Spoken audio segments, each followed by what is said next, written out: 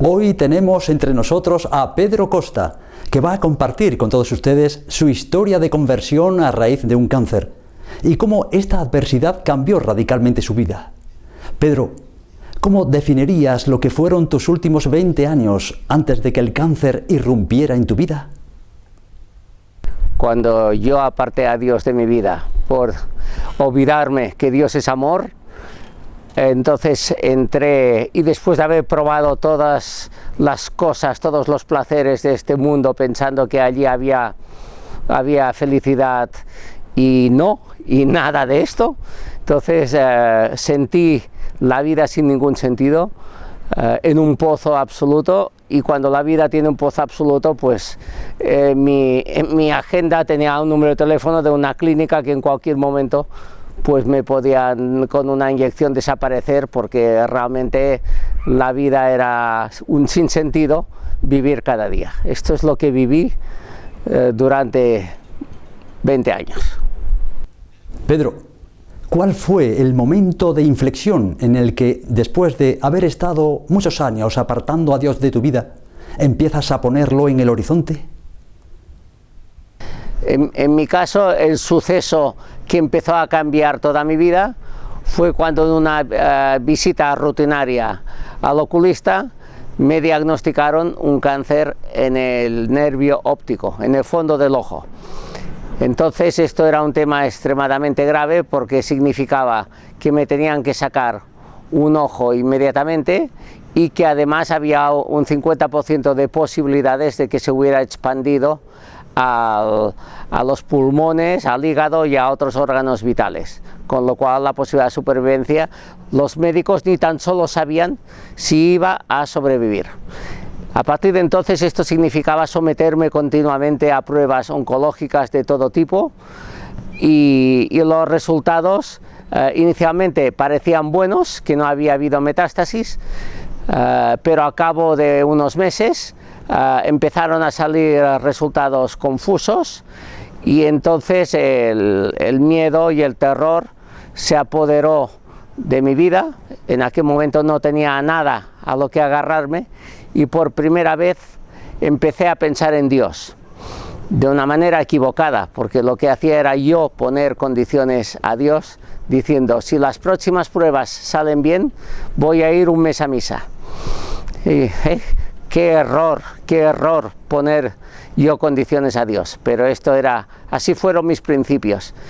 Y como los resultados iban saliendo mal, pues Dios se quedaba sin misa, como si fuera Él el que necesitase de mi misa y no yo que necesitaba. En esta etapa finalmente me hicieron 3 dolorosas biopsias en el hígado y en 2 sitios de la columna vertebral, que demostraron que el cáncer se había expandido ya a estos sitios y la gravedad era máxima. El médico dijo que con este diagnóstico las posibilidades de supervivencia eran pequeñas, pero que hacía 10 años existía un tratamiento llamado inmunoterapia, que es como una quimioterapia más avanzada, que en algunos casos funciona, que me la iban a aplicar, y en 3 meses después sabríamos si había funcionado o no había funcionado, lo cual significaba que si funcionaba tenía posibilidades de supervivencia unos meses, y si no, pues mi vida terrenal se acababa en poco tiempo. ¿Cuál es el momento en el que se produce el cambio radical en tu vida? El día más crítico de mi vida fue el 10 de noviembre de 2022, cuando era el día que teníamos que ir a la visita del oncólogo, y nos tenía que decir si el tratamiento que había empezado 3 meses antes había funcionado o no. Y era crítico, porque aquello era como ir a recoger la sentencia de muerte. Si había funcionado, tenía posibilidades de supervivencia; si no, en muy pocos días acabaría mi vida en la tierra. Y fue yendo en el coche con mi esposa en el hospital cuando una fuerza interior, sin duda de Dios, me hizo decir a mi esposa, con todo el compromiso, con todo el corazón: con todo el convencimiento, tanto si las cosas van bien como si van mal, a partir de hoy, Dios será lo más importante de mi vida. Y en aquel momento se produjo ya el primer milagro, que es que todo el terror, todo el miedo enorme que había vivido desde el diagnóstico del cáncer y metástasis y todo, de aquel momento se convirtió en una paz absoluta que ya nunca me ha dejado, a pesar de todas las cosas que han pasado desde aquel día. ¿Cuál fue el resultado médico de esta visita? ¿Y cómo empiezas a hacer realidad esa promesa vital que le haces a Dios? A partir de este momento fuimos al hospital con esta paz que Dios ya me había regalado en el momento en que le dije que Él sería lo más importante en mi vida de manera incondicional, y el médico nos informó aquel día que los resultados de estos primeros 3 meses habían sido positivos y de momento el cáncer estaba controlado, aunque esto era un proceso largo de más de 2 años y por tanto no se podía saber qué pasaría en la siguiente revisión y en la otra. Por tanto, la visita fue lo máximo de bien, pero yo ya había dado una promesa a Jesús que Él sería lo más importante, tanto si salía bien como mal. ¿Qué pasó? Quería cumplir, pero en aquel momento no sabía ni por dónde empezar. Si en aquel momento yo hubiera querido hacer las cosas por mí mismo, hubiera sido un desastre, nunca hubiera llegado a ningún sitio.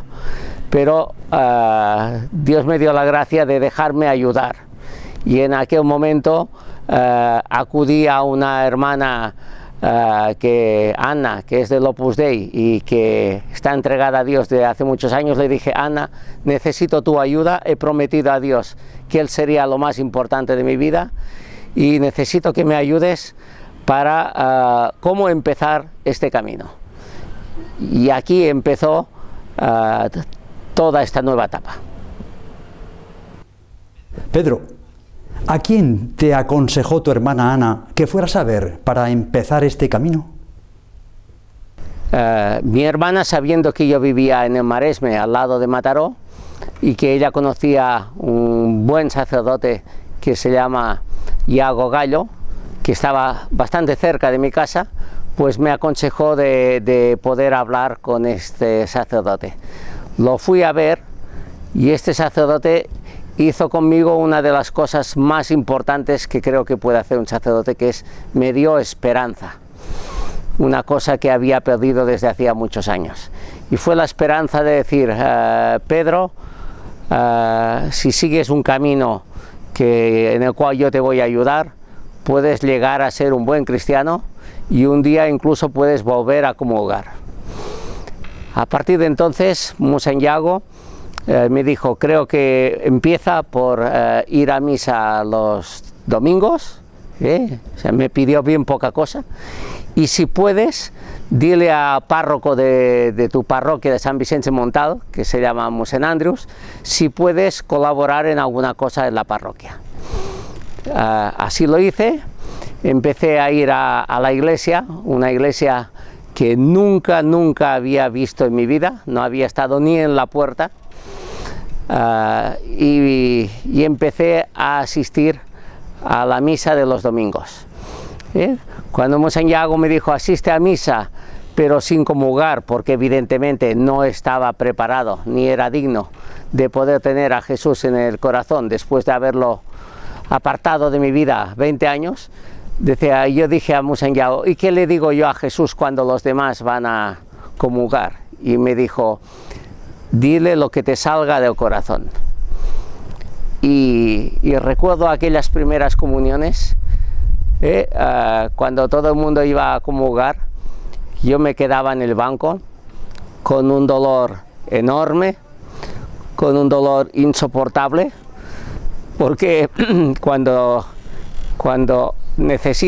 quieres y necesitas a Jesús, no poderlo recibir en el corazón es un dolor que no se puede explicar con palabras.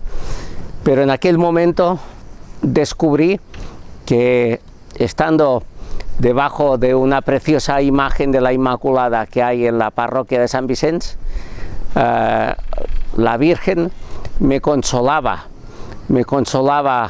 enormemente de aquel dolor, y cada vez que nos mirábamos, ella me llevaba directamente a Jesús. Ella iba poniendo a Jesús en mi corazón. Allí descubrí que el papel de María para poner a Jesús en nuestro corazón es el camino más seguro, más rápido, más corto, como han dicho tantos santos. Y después de vivir esto durante varios domingos, también dije al párroco si podía ayudar en algo, yo pensando que sería en alguna actividad pues divertida, pero el párroco me dijo que él a los domingos de 9 a 10 iba a visitar los enfermos y que yo podía ir a abrir la iglesia los domingos de invierno a las 9, para que así la gente no tuviera que esperarse en el exterior hasta las 10. Al principio fue una decepción, porque imaginaos lo que es un novato recién llegado que va a estar solo en una gran iglesia en pleno invierno, fría, que además se tiene que levantar pronto los domingos, no puede desayunar con la familia, pero este sacrificio era querido por Dios para prepararme. Y esta hora que todos los domingos pasaba a solas con Jesús, fue donde empecé a enamorarme locamente de Jesús. ¿Por qué supuso un episodio decisivo en tu vida confesarte en la Basílica de Santa María de Mataró con Mosén Illa? Bueno, aquellas primeras misas con aquel dolor importante por no poder recibir a Jesús me dieron unas ganas muy importantes de que tenía que recuperar la plena amistad con Jesús que tanto había abandonado. Y entonces estuve mirando dónde podía hacer una confesión profunda. Y justo al lado de mi pueblo hay una gran basílica, la Basílica de Santa María de Mataró, donde había un día dedicado plenamente a la confesión, con varios sacerdotes que confesaban particularmente aquel día. Entonces aquel día para mí era lo más importante y dediqué todo el día a hacer examen de conciencia, mirando una web del Vaticano muy completa para poder hacer examen de conciencia, mirando también una preciosa web de la página del Opus Dei que se entiende muy bien para ver todas las faltas en las cuales hemos de examinarnos, y a las 8 de la noche fui a la Basílica de Santa María para confesarme. Muchas lágrimas, mucho arrepentimiento hubo aquel día, viendo tantas ofensas que yo había hecho a Jesús. Y con todo este arrepentimiento, a las 8 fui allí a confesarme y había 5 sacerdotes confesando, pero no conocía a ninguno de ellos, pero una gracia de Dios hizo que me dirigiera al confesionario de Mosén Jordi Illa, un sacerdote que sin yo saberlo estaba gravísimamente enfermo. Murió solo 4 semanas después de haberme confesado. Es decir, una persona que sabía mejor que nadie lo que era vivir la grave enfermedad. Esta persona me hizo una confesión profunda y me hizo una reflexión de cómo la enfermedad y el sufrimiento puede ser una maravillosa manera para amar más a Dios, para sentirse bendecido por Dios. Y al final de la confesión me dijo unas palabras que nunca en mi vida he olvidado. Me dijo: Pedro, ya has sufrido demasiado, Dios te ha perdonado y a partir de hoy comulga siempre que puedas. Aquel momento, si yo he explicado que el día que dije a Dios un sí incondicional, que Dios sería lo más importante, entró la paz absoluta en mi corazón, puedo decir que aquella confesión entró en mi vida una alegría que ya ni el cáncer ni ninguna adversidad me ha sacado. Aquello que explica el catecismo, que la confesión no solo nos perdona los pecados, nos devuelve la amistad con Dios, sino que nos aumenta la gracia nos hace nuestro corazón más similar al Sacratísimo Corazón de Jesús, esto es verdad, absolutamente verdad. Y allí nació una alegría que nadie me la ha podido sacar, y aquel día pude hacer la comunión más hermosa que Dios me ha regalado en mi vida. Pedro, ¿cómo viviste el hecho de poder comulgar ese día, después de la confesión, cuando llevabas tantos años sin hacerlo? Bueno, aquel día viví la Sagrada Comunión más emocionante de mi vida.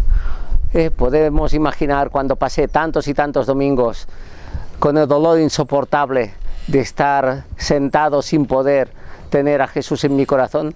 Aquel día que después de la confesión el sacerdote Musanilla me dijo: comulga siempre que puedas, allí mismo me dio la comunión. Recuerdo aquella comunión con un amor tan inmenso, que sentí un amor tan grande de Dios, tan grande, que aquel día no pude hacer otra cosa que entregar toda mi vida a Jesús. Sentí su amor absoluto hacia mí y mi amor humano, pequeño, pero grande hacia Él. Y fue tan bonito que cada día, cuando voy a comulgar, necesito pensar en aquel momento y en aquel amor infinito que Dios me regaló aquel día. Y cuando sentía a la maravillosa Santa Teresa de Lisieux, que decía que en su primera comunión eran dos, era ella y era Jesús, pero que después de comulgar allí solo quedaba uno, solo quedaba Jesús, de alguna manera, y salvando las distancias de la santidad de esta maravillosa santa, pero yo aquel día sentí, después de comulgar, que allí solo quedaba Jesús. Yo había desaparecido. Desde esta confesión y comunión, ¿recuerdas alguna otra experiencia de perdón? Desde el día de la confesión tan especial, tan profunda que pude hacer, que tanta alegría me dio, pasaron cosas hermosas en mi vida. Una de ellas es que hacía 30 años que yo no había sido capaz de perdonar a mi padre por unos hechos que pasaron 30 años más, sin ninguna mala intención de mi padre, pero que no pude yo entender. Entonces, justo un mes después de la confesión, en la fiesta del mártir San Vicente, que cuando él sufría su martirio iba perdonando a los que lo martirizaban, entendí lo que era el perdón de Dios. Y aquel día pues necesité perdonar a mi padre, pero no diciendo te perdono. Aquel día el perdón de Dios es diferente, es decir, Padre, perdóname tú a mí, porque seguramente yo te hice pasar muy malos momentos sin yo darme cuenta. Pienso que el perdón de Dios no es decir te perdono, es decir, perdóname tú a mí, que seguro que yo me he equivocado, posiblemente más que los otros. Y también viví otras cosas maravillosas. Me gustaría también explicar que poder dar este perdón de corazón sincero, como fue a mi padre, esto significa sacar un lastre de la vida enorme, significa recuperar una plenitud y sacarse una losa de encima, y desde entonces pues aprendí a perdonar, pensar cuáles son las personas que más daño me han hecho en toda mi vida. Desde aquel día no solo las he perdonado como Dios me ayudó a perdonar a mi padre, sino que cada día rezo por ellas muy especialmente. Y esto casi que mi termómetro de saber si amo a Dios es si soy capaz cada día de perdonar a las personas que más daño me han hecho. ¿Hay alguna otra experiencia que te haya ayudado especialmente en este camino? Sí, en este momento Dios había cambiado mi vida de una manera tan radical que sentía de alguna manera necesidad de poner un poco de orden en mi vida. Entonces le pregunté a Musanyago, el primer sacerdote que me había orientado y me había dado la esperanza de algún día ser un buen cristiano, es decir, ¿con dónde puedo hacer un ejercicio espiritual para poner orden en mi vida? Y él me dijo que pensaba que en este momento, en esta etapa, lo que me iría muy bien es hacer un retiro de Emaús. Yo no conocía nada de este retiro, son retiros muy potentes para encontrar a Dios de una manera muy intensa, y fue a este retiro con una asignatura pendiente. Yo ya amaba mucho a Jesús cuando fui al retiro, pero tenía la asignatura pendiente de la confianza en Dios. Yo me veo tan poca cosa que digo, aunque quiera mucho a Dios, pero por mucho que Él haga conmigo, yo soy nada para poder dar lo que Él quiere de mí. Entonces me fui allí con esta falta absoluta de confianza en Dios. Y fue en este retiro de Emaús donde descubrí, viví de una manera profunda e intensa lo que es la confianza absoluta en Dios. Allí, estando a 1 metro de Jesús expuesto en la custodia, es cuando me di cuenta por primera vez que Jesús ha dado hasta la última gota de sangre por mí, por todos nosotros, pero por mí, y que me ama, que nadie en el mundo me ama más que Él, y que encima Él es Dios.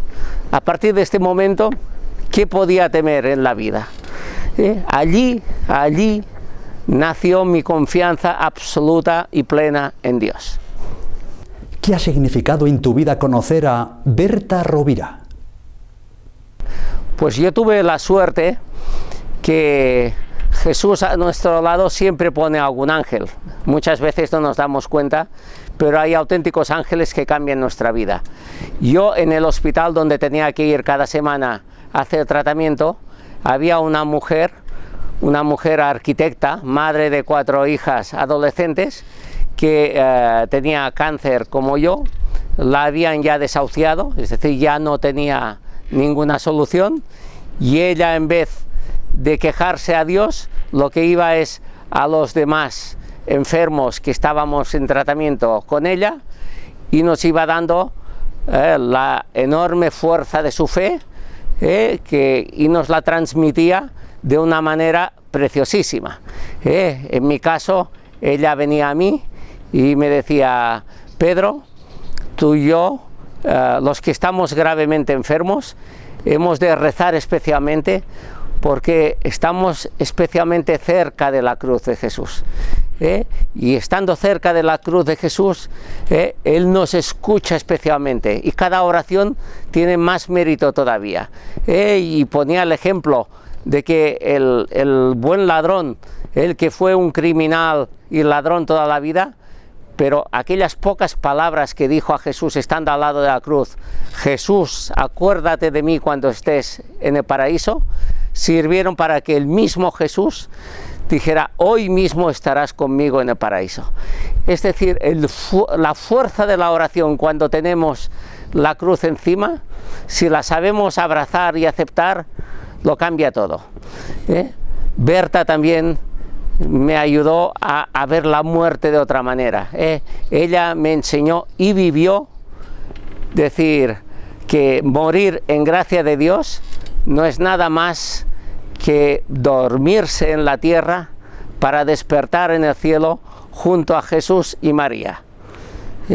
Ya podemos ver que ver la muerte así no es miedo, es el sueño, es el más bonito sueño que puede tener cada uno de nosotros.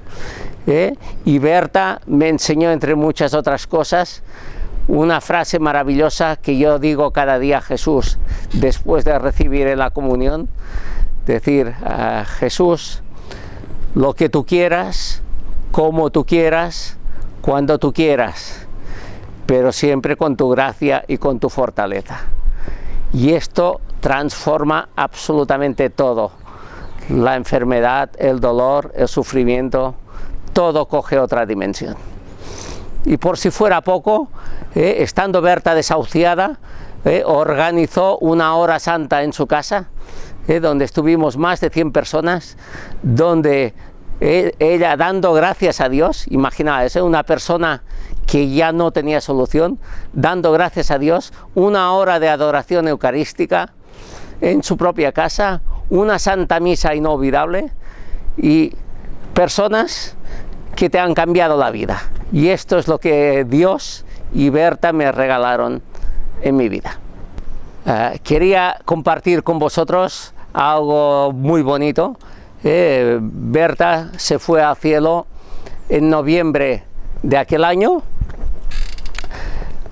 viviendo y haciéndonos vivir exactamente como ella nos explicó que morir era dormirse en la tierra para despertarse en el cielo junto a Jesús y María. Y recuerdo el día funeral, mucha gente me decía, mira que en el mundo del cáncer unos tienen suerte y otros no. A Berta no le ha ido bien el tratamiento, a mí hasta aquel día me estaba funcionando. Pero mira cómo Jesús nos prepara a las personas, que yo en aquel momento decía dentro de mí, decía no, morirse así no es mala suerte, morirse así es lo mejor que nos puede pasar en la vida. Y solo 7 días después, en la visita al médico, me comunicó que el tratamiento mío había dejado de funcionar, que la metástasis, que el cáncer se había expandido por muchos sitios de mi cuerpo y que ya no había ningún medicamento para poder atacarlo. Aquel momento Jesús me había preparado tan bien, la experiencia de Berta y todo, que la paz y la alegría de mi corazón ni un solo momento salió. Me puse absolutamente en manos de Dios y a partir de aquí pues empezó más pruebas médicas, pero ya sabiendo que mi vida estaba totalmente en manos de Dios, en las mejores manos que puede estar. ¿Qué ha supuesto en tu vida de fe la devoción a la Santísima Virgen? En mi camino de encontrar a Jesús he visto de una manera clara que el protagonista, el instrumento principal que ha utilizado Jesús para enamorarme de él ha sido la Virgen Santísima. Dicen muchos santos y muchos papas que la Virgen es el camino más corto, más rápido, más seguro para encontrar y para llegar a Jesús. En mi caso fue la Virgen que me consoló cuando no podía recibir a Jesús, y fue ella la que ha puesto a Jesús de una manera muy muy intensa en mi corazón. Entonces, después de mi conversión, necesitaba agradecer a la Virgen algo de lo infinito que ella había hecho por mí, y ella me regaló el poderme consagrar a la Virgen. La consagración a la Virgen es una de las cosas más hermosas que pueden hacerse. Son 33 días de unas oraciones de que después está bendecido por un sacerdote, y a partir de aquel día tú pones todas tus obras buenas, pones tu corazón en manos de la Virgen, con la ventaja que todas las pequeñas cosas que hacemos en nuestra vida, que a veces son tan insignificantes, que no son casi dignas de Dios, cuando las ponemos en manos de la Virgen, ella las adorna con sus méritos y con sus virtudes, y aquello las hace dignas de Dios y de un valor infinito. Saber que cuentas con la Virgen da en la vida espiritual una fuerza, una alegría y una plenitud imposible de decir con palabras. Para finalizar, Pedro, ¿cómo vives tu relación con Dios en tu día a día? Para mí creo que es muy importante que Dios me ha enseñado que si confío en mis fuerzas no voy a llegar nunca a nada. Soy muy poca cosa, y incluso San Pedro, que amaba a Jesús con locura, pues lo negó 3 veces cuando más Jesús lo necesitaba en su pasión. Entonces, convencido de que yo solo no puedo hacer nada, me apoyo totalmente en Jesús. ¿Y cuál es mi punto, mi pilar de cada día es la Santa Misa. La Santa Misa, como dicen tantos santos, y ahora nombro el cura de Ars, el patrono de todos los sacerdotes, que decía: la Santa Misa vale más que todo lo que hemos hecho en nuestra vida, porque todo, que es buenísimo, pero es humano, pero la Santa Misa es obra de Dios y por tanto tiene un valor infinito. Vivir la misa sabiendo lo que es cada momento de la misa, que es absolutamente precioso, que es absolutamente lleno de sentido y lleno de Dios, pues te da una fuerza que es auténticamente vivir en el cielo. Cada día vivo en la misa un trozo de cielo, pero impresionante. Esta es mi fuerza cada día. A veces voy a misa 40 de fiebre porque los tratamientos que me hacen son fuertes, pero me doy cuenta también que cuando peor estoy, cuando más desastre estoy, más grande es la gracia de Dios, cuando aquel día lo dejo todo para ir a misa. Y además de la misa, que tiene un valor infinito, pues mi arma más poderosa es el Santo Rosario. Al principio era muy pesado, pero cuando se dice con amor, decir cada día a la Virgen, Dios te salve María, no nos damos cuenta muchas veces que cuando decimos Santa María, Madre de Dios, ruega por nosotros pecadores, ahora y en la hora de nuestra muerte, amén. Esto, cuando los que estamos cerca de la muerte, esta presencia absoluta de Virgen se hace presente cada día. Cada día noto como María ruega por nosotros, y más en este momento que estoy con la muerte próxima. Oración inspirada por Dios, rezando delante del Santísimo antes de dar mi testimonio. Jesús mío y Dios mío, sé que estás aquí, que me ves, que me oyes y sobre todo que me amas. Te pido de todo corazón que al dar testimonio de lo que tú y solo tú has hecho en mí, yo sea pequeño para que tú seas grande, yo sea nada para que tú seas todo, yo sea débil para que tú seas más fuerte, yo sea insignificante para que tú seas importante, yo quede apagado para que tú puedas brillar.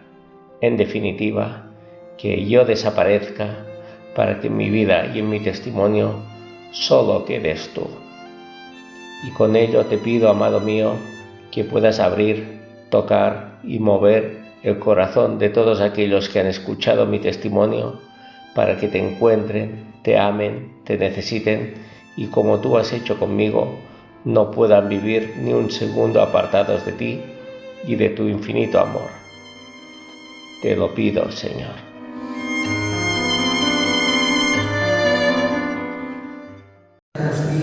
José David, querida esposa Isabel, queridas hermanas Ana y Pilar, queridos hermanos de Emaús, queridos hermanos de la parroquia de San Vicente de Montao, queridos amigos que me habéis querido acompañar en este momento tan importante de mi vida.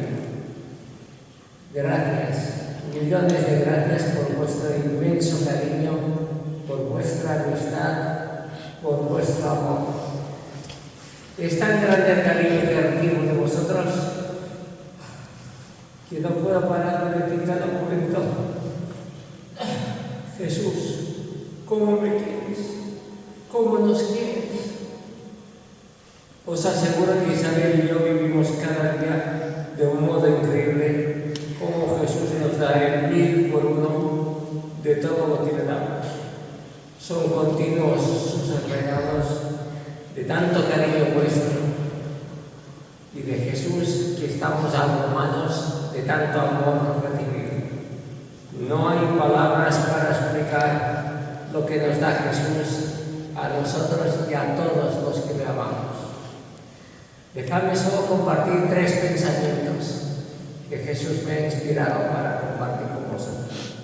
El primero: no os olvidéis nunca del día que Jesús entró en vuestra vida. No os olvidéis nunca del día que Jesús entró en vuestra vida por primera vez. La Virgen no pudo olvidar ni un solo día de su vida el momento que el ángel le dijo: Dios te salve María, llena eres de gracia, el Señor es contigo. Si también vosotros recordáis cada día el momento que Jesús entró en vuestra vida, tendréis una paz y una alegría tan profunda que nada ni nadie os podrá sacar nunca de vuestra vida. Segundo, amad mucho a la Virgen.